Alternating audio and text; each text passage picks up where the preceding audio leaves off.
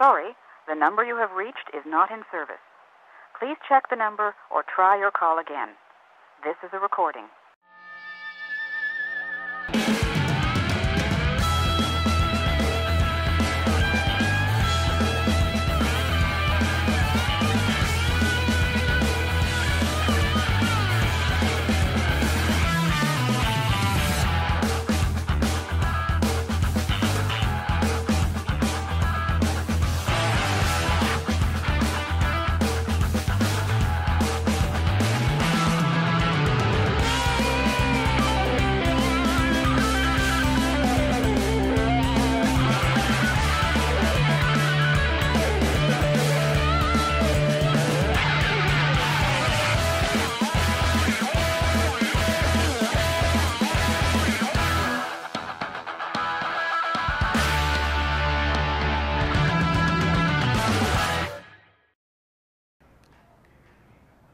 Good morning, Eisenhower. It's the 4th edition of ETV Magazine. I'm Austin Antoldi. And I'm Melissa McGaffin. Welcome back. Have you ever thought about going into the military after high school? Reporter Blake Schwartz takes us around to find out what the draw is. When faced with the idea of the military, there are two set sides: the people who want to join the military and those who don't want to join the military. Both have logical reasons for their choice. Staff Sergeant Troxel of the U.S. Army tells us more. The opportunity for the adventure and the travel and the free college benefits were the main reason that I actually joined. There's a lot of benefits, and it's really what each person is looking for. If I do join the military, it'd be the Navy. Either I will go through the nuclear program and work on nuclear reactors on the battleships, or become a medical and go into the medical field and be a doctor somehow. Some kids are going to join because of the sense of independence, the sense of freedom, the ability to go away from mom and dad's house, and live on their own. Some kids are going to want to stay at home, and some kids, they're going to want that chance to go to college, to stay close to home. What we can do is we can pay for 100% of their college education. There are many reasons to join the military, but there are also many fears in joining, and reasons to pursue other careers. I think kids should educate, and know more before they go into the military and serve. Only fear I have right now is commitment. It's a 6-year deal. I've always been looking forward to going to college because my whole family just went to OU, and it's a tradition going there. I can do it through college, so if I do get a scholarship for it, it'll be completely paid for.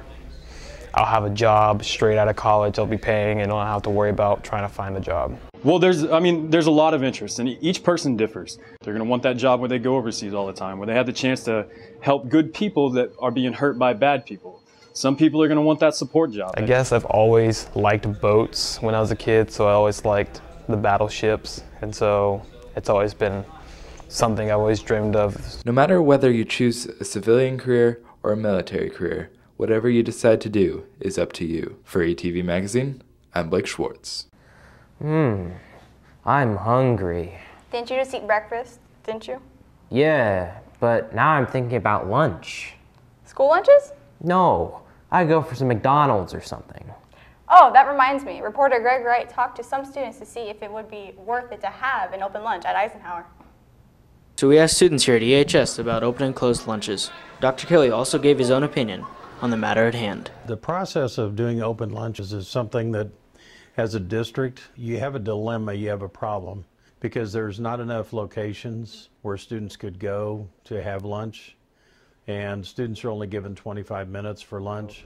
If we were to have open lunches, we definitely probably need more time. I mean, if we extend it for a few more minutes, it's really not going to do anything bad. It takes too long to go someplace, get lunch, and then return in 25 minutes. Open lunches tend to give people more opinions, give more options for school lunches. Instead of going to school and having their lunches, you gotta go out into the city and take their car and go eat places that they enjoy instead of staying here and eating school lunches, because a lot of kids complain, but then again, we probably have a lot of kids who take advantage of open lunches and probably try to skip school or, just go do something else. This has been Greg Wright with ETV Magazine. Elisa? Oh, hey! We're on. Pay attention. Oh, sorry. Well, at least that was a perfect example of what Alyssa Brose is talking about in her story on tech-obsessed teens.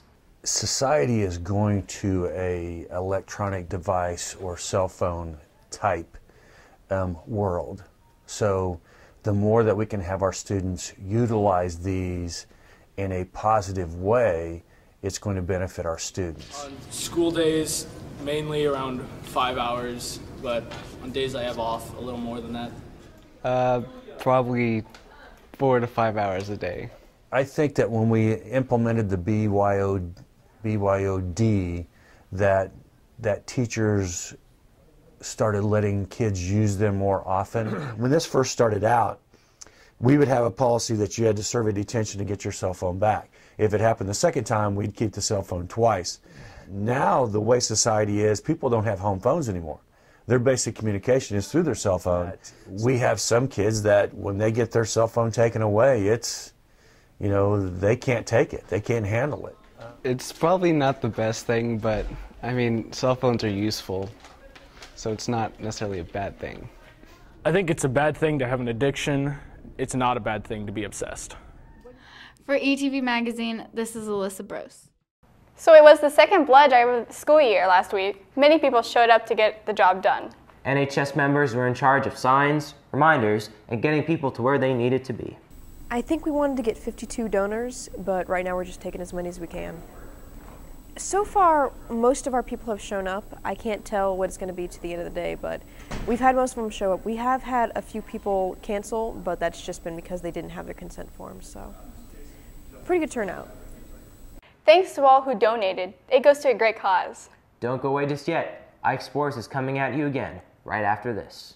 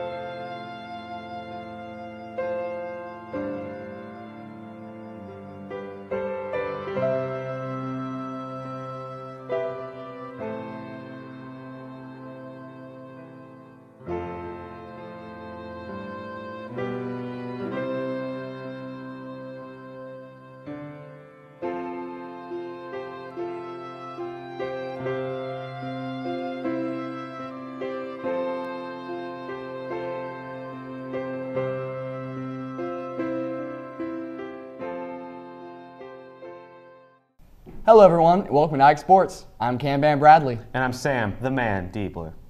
You may notice that we aren't dressed in our usual attire for this episode. And that we didn't start off this episode with any jokes. This is because we here at Ike Sports have decided to take this episode a little more seriously as we have a big story on our hands today. Today's top story is about Josh Oakley, who, as many of you know, is finally getting back on the baseball field after his recent surgery this year. This Ike Sports special report will take you inside Josh's process of returning to the baseball fields with a new heart. My partner Cameron Bradley will take you down to the diamond for this report on Josh's incredible story. Josh Oakley is a senior here at Eisenhower High School. Last year he was put through heart surgery. With a lot of strength and belief, Josh made it through the process and will incredibly be playing baseball in the spring. Here's his story. Actually in the spring, he started just kind of having cough and fatigue, just wasn't feeling good. See, the week before I ended up going to the hospital, our church youth group took a trip to Colorado, and the entire week I basically just stayed in my cabin because I couldn't make it down the hill to the cafeteria without throwing up, and I definitely couldn't make it back up the hill. So we checked in at Wesley at about 1:30 on that Tuesday afternoon, and by 2:30 in the morning, they had life watched us to Kansas City. And they diagnosed him with cardiomyopathy, and the journey began at that point. Josh's heart was very sick before his donor heart became available, so he was actually on a special life support machine called ECMO, and that helped do the work of his heart and lungs while he waited for a new heart. Family, friends, and others waited and waited for good news to come through for Josh. Finally, it came. I was scared. I mean, I didn't know what was going to happen. I mean, there's a couple times when they told me we have no clue what's going on. His heart's not doing as it should be. But there were lots of times when it was, what you would consider touch and go. I mean, things that if he hadn't been at the hospital, he probably would not have made it. A couple days later, I got put on the heart transplant list, and then spent about 2.5 months in Kansas City before I got the transplant. Josh was finally able to receive a new heart, and his surgery went very smoothly. On October 27th, 2015, the surgeon brought in his new heart, which was donated by a very loving family that wanted to give the gift of life. The surgeon actually cut out Josh's sick heart and then sewed in the new heart, so connected all the blood vessels that attach his new heart to his body. And then the heart-lung machine was turned down and removed, and his new heart began beating on its own. People around the community and at both EHS and GHS came together to support Josh. The first thing that I saw when I woke up was actually the video of the student section at the Goddard Eisenhower football game wearing the Team Oakley shirts. That was really cool. And he got to see that kind of stuff, and so that was a really encouragement to him. Baseball was always on Josh's mind during the process. Not even a heart transplant could stop him from getting back to what he loves most. We just always pretty much left it up to him, what he wanted to do, but at that point, we didn't really know what the stipulations and everything were going to be, but that's been his goal from the beginning. I mean, when we first got there, we said, don't tell him he can't ever play baseball again. That's that carrot out in front. It gave him something to work towards. I'm hoping to be able to perform as good or better than I did last year, because they think that last year during baseball I had already started getting sick. As we all know, baseball season is here, and soon enough, Josh will be stepping back onto the field for the first time, and it will be one amazing moment for all who witness it. I think it's going to motivate him because they know, hey, we got a guy that has he's been through hell and back, basically. So we got a guy that is going to go out and he's going to show the other guys that, you know what, I had a major league operation, and I can go out and still compete at a high level. It's going to be amazing, because, I know when we were talking about if he's going to be able to play baseball after the surgery and everything, they didn't know. They kept on telling him, yeah, you're going to be playing baseball, you're going to be doing it, and lo and behold, he's doing it now. Well, other than his mom and dad, I might be one of the proudest guys around to see a kid who has had that happen, and I'm hoping that when the day comes that he gets to play, that the crowd all understands what's going on. That's really all that I want at this point, is I really want to be able to get back on the field and play again. That's what I've been working for since the first day I stood up out of bed after surgery. For Ike Sports, I'm Cameron Bradley. Josh's first opportunity to get back on the field with the team will be on March 29th at Arc City. The first home game for him and the team will be a triangular against McPherson Salina Central on April 8th. If you'd like to donate to help Josh's family with the cost of the whole ordeal, please visit the link shown below. Thank you. Next up is another special story relating to our baseball team. That's right, another story that many of you probably know about. Braden Miner will be going to the University of Oklahoma for baseball, making him the first baseball player to make it to D1 in Eisenhower history. He isn't the only one making it to the next level on the baseball team, though. Many other members of the EHS baseball team have signed with other colleges as well. Ike Sports reporter Trey Greening will get you the inside scoop of these soon-to-be next-level athletes. The Eisenhower baseball program has been phenomenal ever since the school has opened. This year's baseball team seems to be overloaded with seniors, and also a majority of them have already signed. For some seniors, they have great potential ahead of them. Henning signed with Independence Community College. Playing at the JUCO level is a lot more intense, and there's a lot more training, so I'm really excited to see where I can get from working hard. Nick's a good player. He's going to do well there. He's going to go in as a pitcher, but it wouldn't surprise me to see him playing a position on the field. Dalton Dinkle, my son, he's signed with Cali County Community College. It's awesome. I mean, it's what I worked for since I was younger, since 4 or 5 years old, and I finally can say it came true. When he sat down with their coaching staff, and his exact words were, "I'm going here," and I said, "Why?" And he goes, "These guys get it." Braden Miner signed with Oklahoma University. First, I didn't even want to go on my visit there. I had no intentions of going there, and then I decided to check it out, and I really liked it. I'm really excited because I grew up playing with him since I was younger, so it's a great thing to see him go play at the next level. I mean, I've been catching him forever, and catching him and then seeing him go on, that's awesome for him. Obviously, these individuals are high-quality baseball players and are easily some of the best baseball players to go through Eisenhower. Not only are they looking forward to college baseball, but even a future career in professional baseball. You know, right now I do know of 2 guys that are on radar watches for the professional baseball amateur draft. Braden is one of them, and Dalton is one of them. Both of those guys get emails constantly from scouts wanting information, and yeah, there's a shot. There's an opportunity for all these kids, you know, to be able to move on and play at the next level. You know, it's the work ethic, it's the expectation to win, the expectation to be coached hard. For Ike Sports, this is Trey Greening. The team looks to have a great season this year with all of these soon-to-be next-level athletes in the dugout. Speaking of teams having great seasons this year, the basketball team won the league championship and finished the regular season at 19-1. Their lone regular season loss came to Andover Central on December 15th. The rematch between the two teams on February 9th will most likely go down as the greatest game in Eisenhower basketball history. The Tigers prevailed in that game, but it took 3 overtimes and two buzzer beaters to tie the game. The win ultimately gave the Tigers a league title, and boy oh boy, was it a thriller. This episode was filmed before the postseason, so we don't have the postseason stats with us just yet. If you would like to check out how our Tigers are doing in the postseason, or have done in the postseason, just follow us on Twitter, where we will have the scores for the Tigers' postseason games. Our handle is @IkeSportsNews, so give us a follow. Well, that's about it for this episode of Ike Sports. Thanks for tuning in. Signing off, I'm Camman Bradley. And I'm Sam the Man Diebler. We'll see you next time. Coming up next is Both Ends of the Spectrum with the 2 Emmas, so don't go anywhere.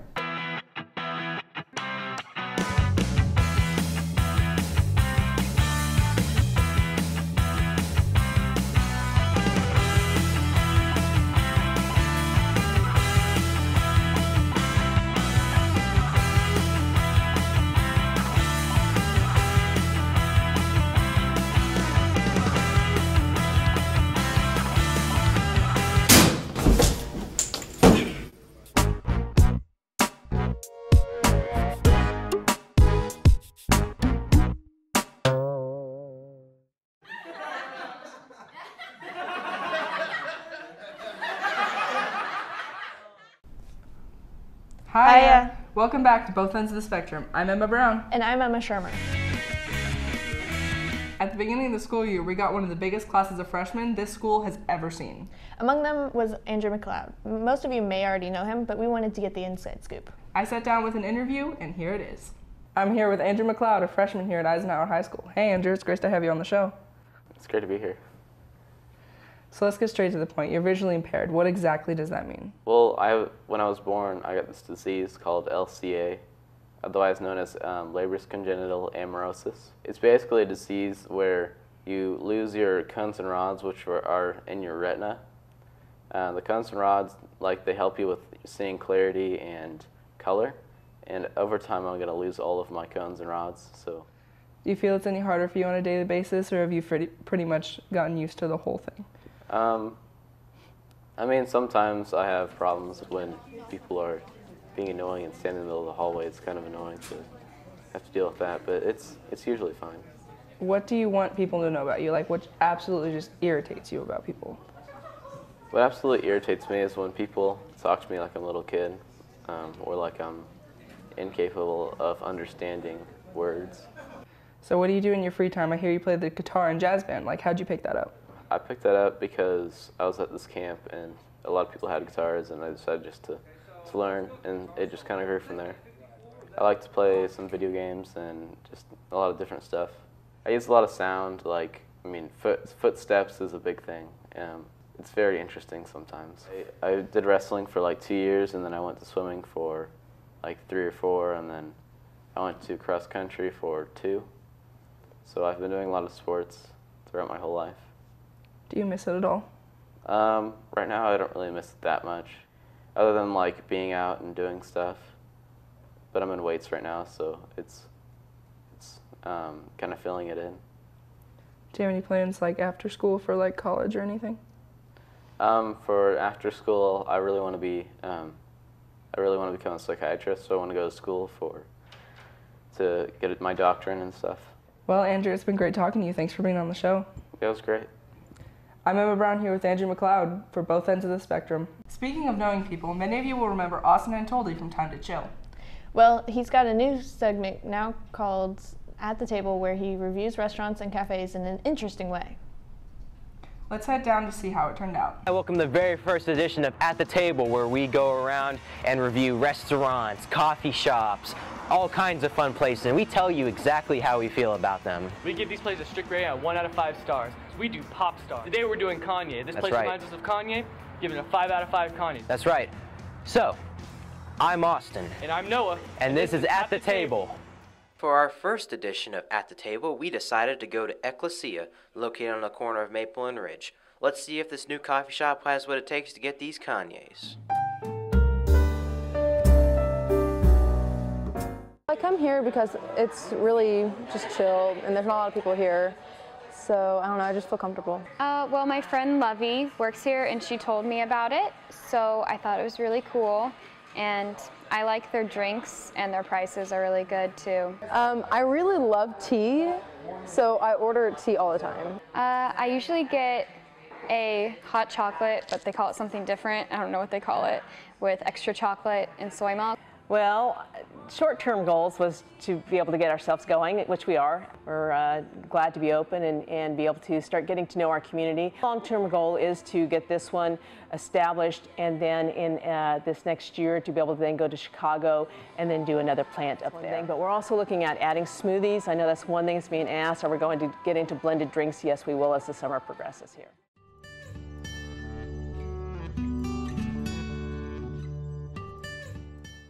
All right, we got John Brown's, and then the Ecclesia chocolate chip cookies. I can't wait.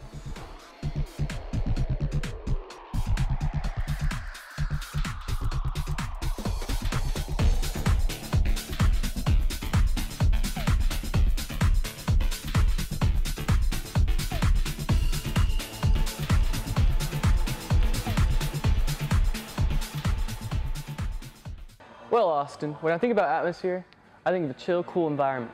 And you know what? This place was pretty chill, pretty cool. An overall positive environment. Wasn't too loud, pretty quiet, good place to get some work done. So, I have to say I rate it like a 3 out of 5. Kanye's, of course. So, Austin, if you had to rate this on a scale from 1 to 5, what would you rate it? You know, my coffee tasted really good. You know, I was really able to taste that coffee bean flavor in it because it was really good. I usually like coffee that'll wake me up, you know, and even with the cream and the sugar all in there, it tasted really nice. It tasted very coffee-like. So I'm going to go ahead and give this coffee a 4 out of 5 Kanyes. Ecclesia also offers complimentary water. Go ahead and try some.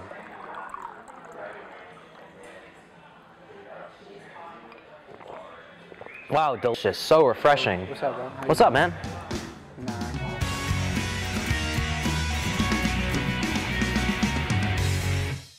I seriously have to go check that out. Same, it looks good. Now on to our main subject. Last week we promised you a talk about music.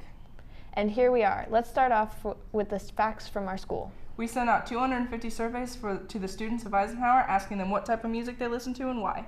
We created a rough estimate of percentage that listen to each type of music, and here's the stats. The least listened to at our school was alternative music at 2%. Next, surprisingly, was country at only 6%.